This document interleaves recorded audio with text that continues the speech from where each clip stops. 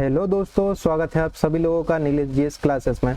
अगर आपने इस कोर्स का पहला वीडियो नहीं देखा है तो सबसे पहले आप जाइए यूट्यूब चैनल पर प्लेलिस्ट सर्च कीजिए और उसमें आपको पहला वीडियो मिल जाएगा, तो वो आपको देखना है। इसमें हम पूरा इकोनॉमी सर्वे 2025-26 कराएंगे, बजट अंत में करेंगे।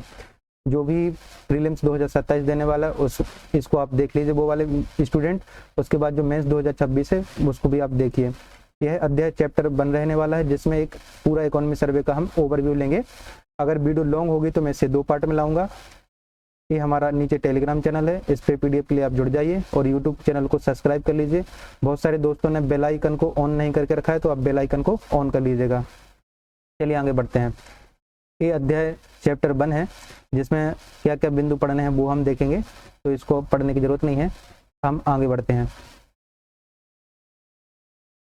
सबसे पहले लिखा है जीडीपी, तो यहाँ पे लिखा है जीएसडीपी यानी कि सकल राज्य घरेलू उत्पाद। यह राज्य के रेफरेंस में है तो इसलिए यहाँ पे एस लिखा है, स्टेट लिखा हुआ है। तो सबसे पहले देख लेते हैं कि जीडीपी क्या होता है। जीडीपी बेसिकली है कि आपका स्टेट के संबंध में बात करें कि मध्य प्रदेश राज्य जो है, एमपी जो है, वह एक वर्ष के भीतर जितनी भी वस्तुएं हैं और सेवाएं हैं उनका उत्पादन करता है और उनका टोटल वैल्यू जो रहती है यानी कि कुल मौद्रिक मूल्य रहता है, वह आपकी जीडीपी कहलाती है। अब आपको प्रश्न पूछा जाएगा कि जीडीपी 2 भावों पर नापी जाती है, एक तो प्रचलित प्राइस पे और एक स्थिर प्राइस पे। जीडीपी प्रचलित भाव का मूल्य ये है कि आपकी जीडीपी जो करंट बेस पे कितनी है, यानी कि जो ईयर चल रहा है आपका उस पे कितनी है। और स्थिर भाव होता है, स्थिर भाव मतलब कोई बेस ईयर मान लेते हैं इसके अकॉर्डिंग हम तुलना करते हैं। तो इन्होंने जो 2011-12 स्थिर भाव मान के रखा है। आगे देखिए, इसमें पूछा है कि जो जीएसडीपी है मध्य प्रदेश की 2024-25 में कितनी थी। तो ये आंकड़ा ना आपको याद नहीं रखना है, आपको याद रखना है कि 2025-26 में मध्य प्रदेश की जीडीपी कितनी थी।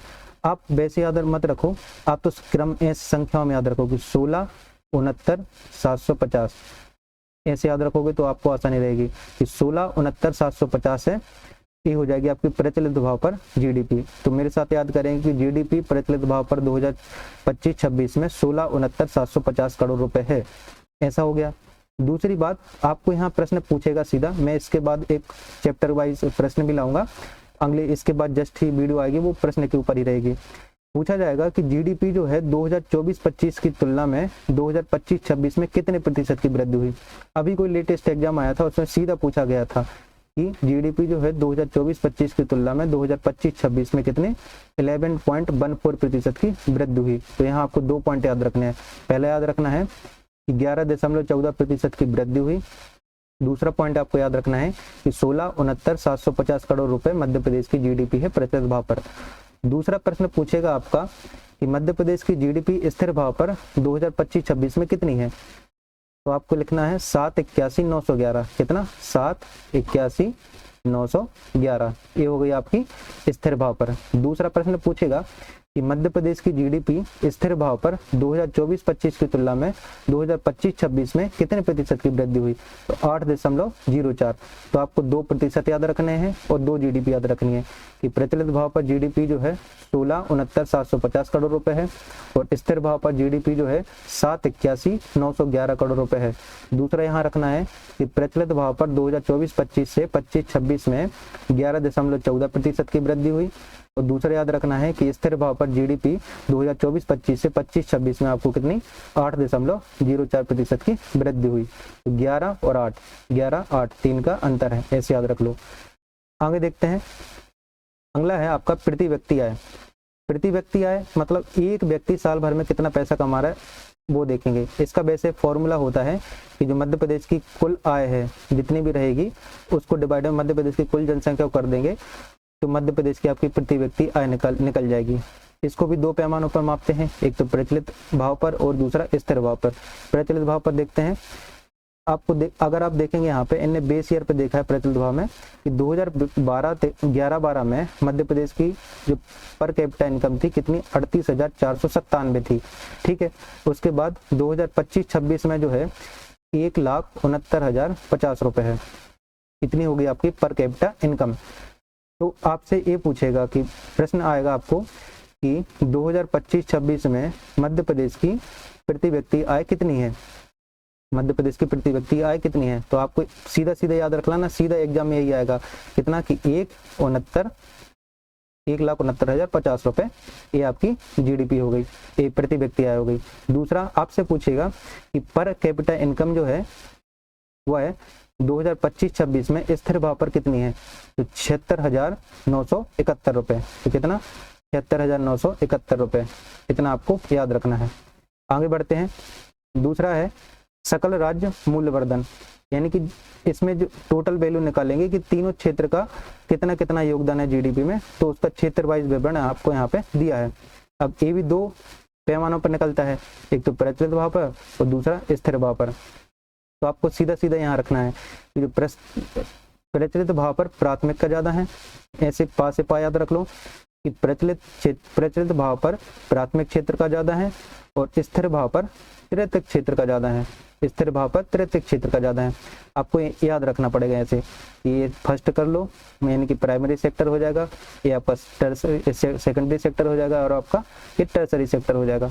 तो प्रचलित भाव पर जो है आपका प्राथमिक क्षेत्र का योगदान है वो कितना है, 43.09%। एक सेकंड, आपको यहाँ पे लिख लेना है कितना है, 43.09%, ये हो गया। दूसरा है द्वितीय क्षेत्र का योगदान कितना है, 19.79%, ये हो गया।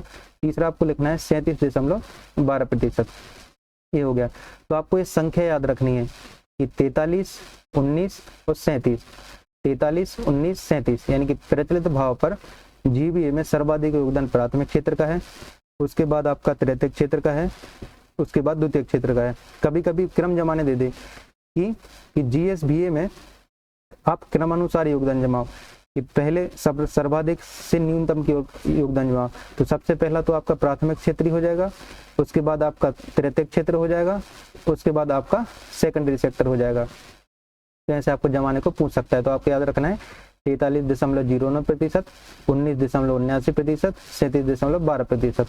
ऐसे ही यहाँ पूछेगा आपको कि स्थिर भाव पर जीबीए में योगदान किसका कितना है, तो प्राथमिक क्षेत्र पर 33% है, द्वितीय क्षेत्र पे 26.18% है और तृतीय क्षेत्र पे 40.80% है।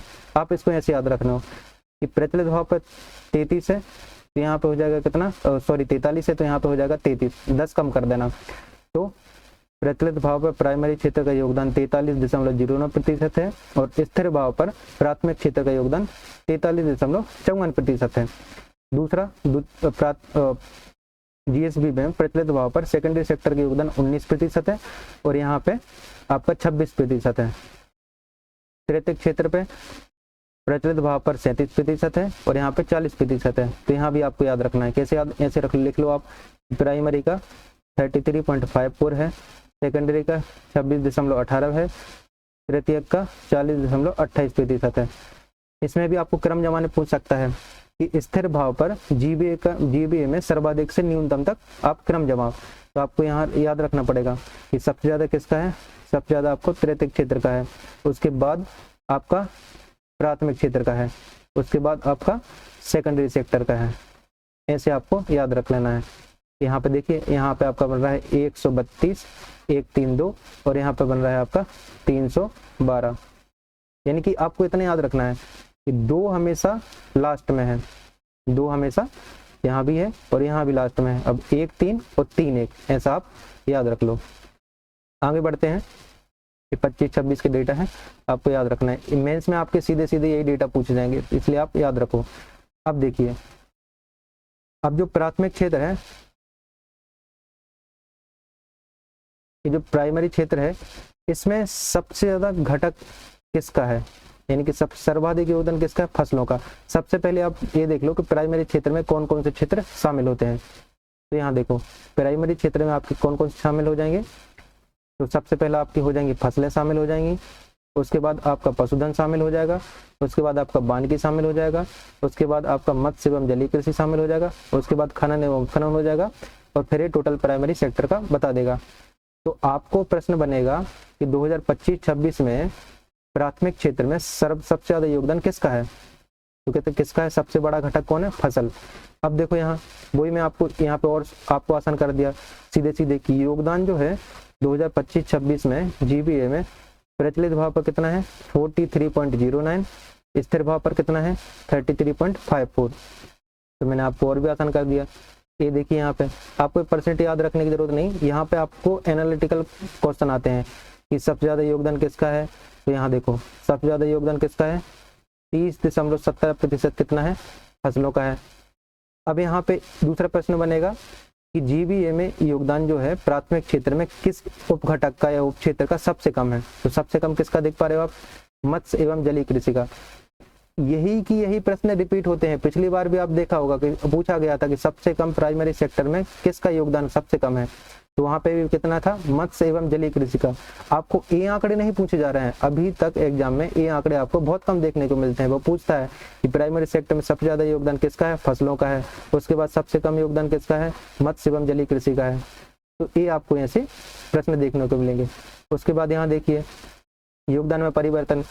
दूसरा प्रश्न आपसे बनेगा कि जो फसलें हैं उसमें क्या हुई है, यानी कि फसलों के क्षेत्र में कमी हुई है, वानिकी में कमी हुई है, तो खनन एवं उत्खनन में कमी हुई है। आपको 3 याद नहीं रखना है, आप 2 याद रख लो। कैसे कि जो पशुधन है, पशुधन में वृद्धि हुई है, ठीक है, मत्स्य एवं जलीय कृषि में वृद्धि हुई है, यानी कि जिसका योगदान सबसे कम है उसका योगदान धीरे धीरे बढ़ रहा है। तो ये हो जाएगा, तो मछली और जलीय कृषि और पशुधन, तो इन दोनों का योगदान बढ़ रहा है और बाकी सबका योगदान कम हो रहा है। तो आपको एक कथन के तौर पर पूछा जा सकता है। उसके बाद ये प्रश्न आपसे पूछ सकता है कि फसलों की वृद्धि दर कितनी है। वैसे अगर बहुत ही ज्यादा बहुत कठिन बनाएगा पेपर तो तभी पूछा जाएगा कि फसलों की 2025-26 में प्रचलित भाव पर स्थिर भाव पर वृद्धि दर कितनी है। तो फसलों की देखो 6.38 है, स्थिर भाव पर 0.58 है, पशुधन में 12.996 है, यहाँ पे 10.81 है, वानिकी में 7.44 है, 2.54 है, 15.81, 12.27, 2.27 और 3.31%। तो आपको अभी फिलहाल इतना याद रख लो जितने मैंने आपको प्रश्न बता दिए हैं। वृद्धि दर याद करने की जरूरत नहीं, क्योंकि बहुत ज्यादा ही तब प्रश्न बनेगा, तब जाके आपका प्रश्न बनेगा। मैंने आपको और संक्षिप्त में कर दिया है। देखिए यहाँ पे सीधा सीधा लिखा है कि प्राइमरी सेक्टर में 2025-26 में सर्वाधिक योगदान, यानी कि अधिकतम से न्यूनतम पूछेगा तो आपको ऐसे मतलब याद रखना कि फर्स्ट सेकंड लो। आपको प्रश्न में पढ़ना है कि अधिकतम से न्यूनतम पूछा है कि न्यूनतम से अधिकतम पूछा है। अगर अधिकतम से न्यूनतम पूछ रहा है तो सबसे ज्यादा योगदान किसका है, फसलों का। आपको 3 याद रखने हैं, है ना, 3 शुरू के याद रखने हैं कि अधिकतम सबसे ज्यादा किसका है, फिर उससे कम किसका है, फिर उससे कम किसका है, उसके बाद देखना है सबसे कम किसका है। तो आपको प्रतिशत भले याद रखो ना रखो, आपको क्षेत्र याद रखना है कि सर्वाधिक योगदान फसलों का है, फिर उससे कम थोड़ा पशुधन का है, फिर उससे कम थोड़ा खनन एवं उत्खनन का है, उसके बाद सबसे कम किसका है, मत्स्य एवं जलीय कृषि का। तो ये आपको याद रखना है। दूसरी बात यहाँ पे है, देखा जाए तो कुल मिलाकर प्राथमिक क्षेत्र का जीएसबीए में योगदान 2024-25 से 25-26 में घटा है। मैं आपको पहले बता चुका हूँ कि ओवरऑल, अच्छा नहीं ये नहीं बताया आपको मैंने बताया कि जो है मत्स्य पालन का और वानिकी का, इन दोनों का बड़ा है, बाकी का सब में घटा है। ये पूरे प्राइमरी सेक्टर का है। पूछेगा कि पूरे प्राइमरी सेक्टर में प्राथमिक सेक्टर है उसका आपका योगदान जीएसबी में पिछले साल की तुलना में घटा है बढ़ा है। तो आपको याद रखना क्या, घटा है, ओवरऑल इसका योगदान घटा है, तो ये -1.27 हो जाएगा। उसके बाद आगे देखिए, आगे है कि हाँ ये देखिए 2024-25 से 25-26 में मैंने बहुत आसान कर दिया। आपको सीधे याद रखना है कि वृद्धि किसमें हुई, मैं आपको बता चुका हूँ कि पशुधन में वृद्धि हुई है और मत्स्य एवं जलीय कृषि में वृद्धि है। सॉरी मैंने वहाँ वानिकी बोल दिया था। कमी किसमें हुई, फसलों में, वानिकी में और खनन उत्खनन में। तो आपको सिर्फ वृद्धि याद रख लो, बाकी आपको उससे अपने आप याद हो जाएगा। उसके बाद आगे बढ़ते हैं। यहाँ देखिए द्वितीय क्षेत्र है, मैंने आपको यहाँ लिख दिया है कि जो द्वितीय क्षेत्र है 2025-26 में प्रचलित भाव पर इसका योगदान कितना है, 19.79% जीएसबी का बोल रहा है। उसके बाद स्थिर भाव पर कितना है, 26.18% है। आगे बढ़ते हैं। आप पहले द्वितीय क्षेत्र के उपक्षेत्र देख लीजिए। उपक्षेत्र इसके बहुत सारे हैं, जैसे विनिर्माण यानी कि मैन्युफैक्चरिंग, इसको याद रख लो। विनिर्माण को क्या बोलते हैं, मैन्युफैक्चरिंग। उसके बाद एक ही है विद्युत, गैस, जलापूर्ति एवं अन्य उपयोगी सेवाएं। उसके बाद निर्माण, और ए ओवर हो जाएगा सेकेंडरी सेक्टर। अब यहाँ देखिए पूछेगा कि जीएसबीए में योगदान जो प्रतिशत के रूप में प्रत्येक भाव पर कितना है, तो 25-26 का आपको याद रखना है, 24-25 का याद नहीं रखना। तो यहाँ देखिए विनिर्माण का किसका है 7.22% है, विद्युत गैस जलापूर्ति एवं अन्य उपयोगी सेवाओं का 3.35% है, निर्माण का 9.22% है। यहाँ पे स्टार क्यों लगाया मैंने आपको आगे बताऊंगा। और ओवरऑल सेकेंडरी सेक्टर का 19.79% जीएसबी में है। यहाँ पे मैंने आपको ये भी बता दिया है कि योगदान में परिवर्तन यानी कि आपका जो विनिर्माण है इसमें कमी हुई, विद्युत गैस जलापूर्ति इसमें कमी हुई और ओवरऑल सेकेंडरी सेक्टर में भी कमी हुई। तो आपको यहाँ पे मैं बता दूं कि प्राइमरी सेक्टर में भी कमी हुई थी, सेकेंडरी सेक्टर में भी कमी हुई है। वृद्धि दर आपको याद रखने की जरूरत नहीं है, बहुत टफ प्रश्न बनेगा तब जाके आप एक बार रीड कर सकते हो। अब देखिए द्वितीय क्षेत्र को शॉर्ट में कैसे लिखें, आपको भी ऐसे लिखना है, हालांकि मैं आपको नोट्स दे दूंगा। देखिए कि सेकेंडरी सेक्टर जो है 25-26 में योगदान, मैंने फिर बताया अधिकतम से न्यूनतम पूछा है, तो सबसे ज्यादा किसका है निर्माण, किसका निर्माण का कितना है 9.22%। उसके बाद सेकंड नंबर पे किसका है विनिर्माण का कितना 7.22%। थर्ड नंबर पे किसका है विद्युत गैस जलापूर्ति एवं अनुपयोगी सेवाएं। ठीक है, तो इतना है, आप याद रख लो। और अगर एक प्रश्न ऐसा बन सकता है कि द्वितीय क्षेत्र में सबसे कम योगदान किसका है, सबसे कम योगदान किसका है, तो भैया यहाँ पे देख लो सबसे ज्यादा किसका था निर्माण का था, ये तो हो गया फर्स्ट नंबर का।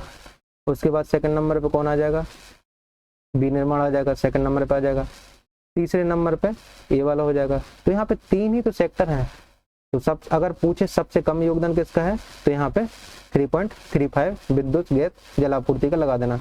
इसलिए मैं यहाँ पे लिख रहा था कि ये जो थर्ड नंबर का है इसी का सबसे कम योगदान भी है। तो कुल मिलाकर सेकेंडरी सेक्टर का 2024-25 से 25-26 में कमी कितनी हुई है 0.17% की, यानी कि ओवरऑल में इसमें कमी हुई है। यहाँ पे देखिए मैंने वही आपको शॉर्ट में कर दिया है कि 2024-25 से 25-26 में वृद्धि किसकी हुई, एकमात्र निर्माण।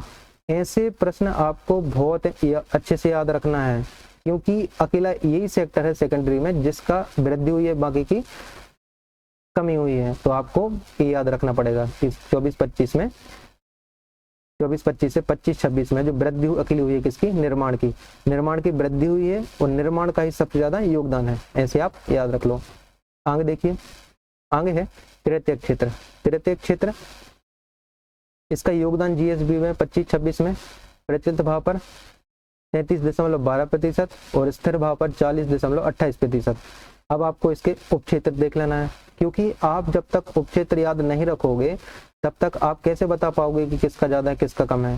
तो उसके आपको एक बार रीड तो करना पड़ेगा। तो व्यापार, मरम्मत, होटल रेस्टोरेंट, परिवहन एवं भंडारण, रेलवे, संचार एवं प्रसारण, वित्तीय सेवाएं, रियल एस्टेट, आवास का स्वामित्व एवं व्यावसायिक सेवाएं और लोक प्रशासन एवं अन्य सेवा और ये ओवरऑल तृतीय क्षेत्र।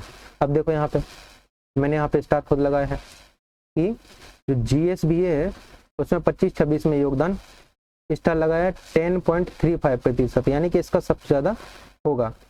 उसके बाद परिवर्तन देखें तो किसमें व्यापार, मरम्मत, होटल एवं रेस्टोरेंट में परिवर्तन इसका 0 है, रेलवे का परिवर्तन 0 है यहाँ पे। अब मैं आपको नीचे जो शॉर्ट में समझाया था वो आपको बता देता हूँ सीधे, ये आपको याद रखना है, इस पेज में से प्रश्न बनेंगे। जो तृतीय क्षेत्र था 2025-26 में योगदान अधिकतम से न्यूनतम, यानी कि जो पहला है सबसे ज्यादा योगदान किसका है व्यापार, होटल, मरम्मत एवं रेस्टोरेंट कितना 10.35। उसके बाद सेकंड पे अन्य सेवाएं अदर सर्विसेज 7.80। थर्ड पे रियल एस्टेट एवं आवास का 4.98%। अब यहाँ पे पूछा जा सकता है, पहला तो ये प्रश्न बन गया कि अधिकतम से न्यूनतम बताओ, दूसरा प्रश्न बन गया कि सबसे कम किसका है रेलवे का। तो आप याद रखना कि सबसे कम योगदान किसका है रेलवे का। अब ओवरऑल कुल मिलाकर देखें तो तृतीय क्षेत्र में 2024-25 से 25-26 में क्या वृद्धि हुई भाई साहब। अब यहाँ पे याद रखो, देखो बच्चों दोस्तों कि प्राइमरी सेक्टर में कमी हुई, सेकेंडरी सेक्टर में कमी हुई, बड़ा कौन तृतीय क्षेत्र। तो ऐसे जो मेजर चेंजेस रहते हैं वो जरूर प्रश्न पूछता है एग्जाम, इसलिए मैंने यहाँ पे लिख दिया कि मोस्ट इंपोर्टेंट। तो यहाँ पे तृतीय क्षेत्र बड़ा है ये पूछ सकता है आपका, वहां पे निर्माण में वृद्धि हुई है वो आपसे पूछ सकता है। ऐसे जो प्रश्न है ना आपको याद रखने पड़ेंगे। इसके बाद इसी में 1.2 चैप्टर है उसको देख लेते हैं।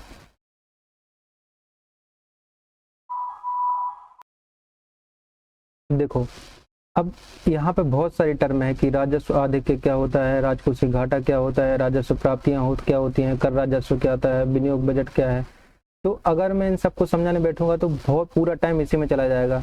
तो आशा करता हूं कि आपको इनकी समझ होगी, और अगर आप नहीं जानते हैं तो आप एमपीपीएससी की तैयारी कर रहे हैं तो उसमें आप जो इंडियन इकोनॉमी का पोर्शन है उसमें आप ये सब समझते ही हैं, ठीक है। तो मैं आपको सीधे पॉइंट बता रहा हूँ जो एग्जाम में आएंगे। तो आपसे प्रश्न एग्जाम में आएगा कि 2025-26 में राजस्व आधिक्य कितना है, आपको सीधा देगा कि 618 करोड़ कितना है। तो आपको याद रखना है कि राजस्व आधिक्य जो है 2025-26 में कितना है, 618 करोड़ है। ये प्रश्न पिछले साल बहुत सारे एग्जाम में आ चुका था। पिछली बार राजकोषीय घाटा जो है 4.11% था, तो इस बार 4.66% है। तो आपको प्रश्न आएगा एग्जाम में कि 2025-26 में मध्य प्रदेश का राजकोषीय घाटा कितना है, 4.66% है। अभी भी बहुत ज्यादा है क्योंकि मध्य प्रदेश सरकार ने लक्ष्य रखा है कितना, 3% का, तो अभी भी उससे ज्यादा है। तो कितना याद रखना है, 4.66 करोड़, 4.66% आपका राजकोषीय घाटा है, और राजस्व आदेश आपका 618 करोड़ है। उसके बाद आगे देखो राजस्व प्राप्तियां। तो यहाँ लिखा है कि 2021-22 में जो राजस्व प्राप्तियां हुई थी वो जीडीपी का कितना था, 15.90% था। तो आपको ये प्रश्न नहीं पूछेगा, आपको पूछेगा कि जो राजस्व प्राप्तियां हैं 2025-26 में, तो जीडीपी का कितना है, 17.16% है। तो आपको ये याद रखना है कि जीडीपी का कितना, 17.16% है। उसके बाद देखते हैं कर राजस्व है। तो कर राजस्व जो है टैक्स कलेक्शन है, टैक्स कलेक्शन में 2024-25 से 2025-26 में कितने प्रतिशत की वृद्धि हुई। तो आपको याद रखना है कितना, 13.57% की वृद्धि। 2024-25 में विनियोग बजट कितना था, आपको ये बताना है कि ओवरऑल बजट कितना था आपका, 375,337 करोड़, 375,337 करोड़। आपको ऐसे याद रखोगे, अगर वैसे याद रखोगे कि 3,75,337 करोड़, तो ऐसे में आपको भूल जाओगे। तो आपको संख्या में याद रखना है कि 375,337 करोड़। यह प्रश्न इंपॉर्टेंट बहुत ज्यादा आपको सीधा एग्जाम में देखने को मिलेगा। जो हमारा मध्य प्रदेश राज्य है उसको बाह्य सहायता यानी कि विश्व बैंक हो गया, IMF हो गया, इन सभी, या कहीं से हमने फिर किसी स्टेट से लोन लिया या सेंट्रल गवर्नमेंट से लोन लिया, तो राज्य को जो बाह्य सहायता प्राप्त परियोजनाओं के लिए कितने 3500 करोड़ का वित्तीय सहायता मिली। उसके बाद ये इम्पोर्टेंट है कि जो राज्य ऋण है, यानी कि हमारे पास जो ऋण है, ऋण हमको देना है, फिर हमारे पास जो ऋण है वो कितना, जीडीपी का कितना है, 31.3% है। आप देख रहे हो कि 31.3% है, और इसका लक्ष्य कितना था, 33.7% से कम है, यानी कि लक्ष्य से कम है। इसके बाद आगे देखते हैं, आगे है बैंक शाखाएं। ये जो आपका मेंस में यूज होगा वित्तीय समावेशन में, उसमें आप याद रखोगे कि जो हमारे पास बैंक शाखाएं कितनी है, 8,798 है। आगे बताऊंगा आपको सरकारी कितनी है, गैर सरकारी कितनी है, वो सभी। उसके बाद पीएम जनधन योजना है, उसके तहत हमने कितने 4.62 करोड़ से अधिक लाभार्थियों को लाभ दिया। उसके बाद 2024-25 में जो वार्षिक साख यानी कि एनुअल क्रेडिट योजना है, उसके अंतर्गत लक्ष्य के विरुद्ध कितना 123% की उपलब्धि हासिल की, 123% की उपलब्धि हासिल की। तो आपको ये याद रखना है। उसके बाद साख जमा जो अनुपात है वो कितना है, 84.04% है। सीधे सीधे प्रश्न आते हैं कि साख जमा अनुपात कितना है, 84.04% है। वीडियो ऑलरेडी 25 मिनट की हो चुकी है, तो मैं आज की वीडियो इतनी ही रखता हूँ, क्योंकि अगर मैंने अगला 1.3 समझाया तो उसमें कम से कम 15 से 20 मिनट खर्च हो जाएंगे, क्योंकि ये चैप्टर काफ़ी बड़ा है। तो आप सभी लोग कमेंट सेक्शन में बताइए कि वीडियो कैसी लगी है। आप लोग की ये शिकायत हो सकती है कि सर इसको आप पीपीटी पे पढ़ाइए। देखो पीपीटी पे पढ़ाने के लिए मेरी पीपीटी भी बनी हुई है, उस पर आपको पीपीटी पे भी लिखा रहेगा, लेकिन जो हाथों से लिखने में आपको बता सकता हूँ कि जैसे अभी देखो primary sector, secondary sector, tertiary sector का मैंने जो वो निकाला, निष्कर्ष निकाला, लास्ट में लिख दिया, वैसे आप उसमें मुश्किल रहता है लिखना, और जो हाथों से लिखा होता है ना उसमें बात ही अलग रहती है, और ऐसी चीजें आंकड़े जल्दी याद हो जाते हैं। इसमें मैंने आपको शॉर्ट में लिख दिया, पीपीटी में बहुत सारी लिखना पड़ता है, थ्योरी लिखेंगे। तो आशा करता हूँ आप ऐसे ही लिखो और आप खुद के शॉर्ट नोट भी बना सकते हो। वीडियो आप सभी लोग लाइक कर दीजिए, बेल आइकन को ऑन कर लीजिए, अपने दोस्तों तक शेयर कर दीजिए जो भी एग्जाम देने वाले हैं। आप सभी का बहुत बहुत शुक्रिया, थैंक यू।